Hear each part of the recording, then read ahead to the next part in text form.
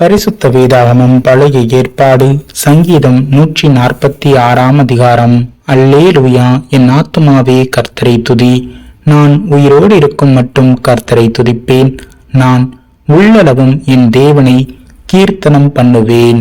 பிரபுக்களையும் இரட்சிக்க திராணி இல்லாத மனுபுத்திரனையும் நம்பாதியுங்கள். அவனுடைய ஆவி பிரியும், அவன் தன் மண்ணுக்கு திரும்புவான்.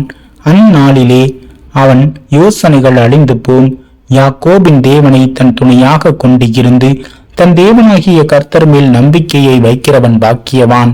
அவர் வானத்தையும் பூமியையும் சமுத்திரத்தையும் அவைகளில் உள்ள யாவையும் உண்டாக்கினவர்.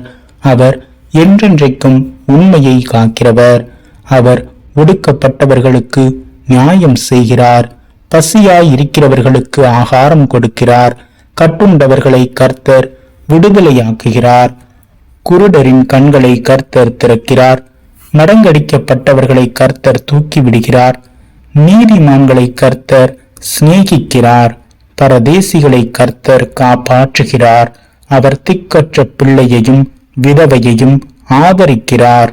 துன்மார்க்கரின் வழியையோ கவிழ்த்து போடுகிறார். கர்த்தர் சதா காலங்களிலும் அரசாளுகிறார். சீயோனே, உன் தேவன் தலைமுறை தலைமுறையாகவும் ராஜரீகம் பண்ணுகிறார். அல்லேலூயா.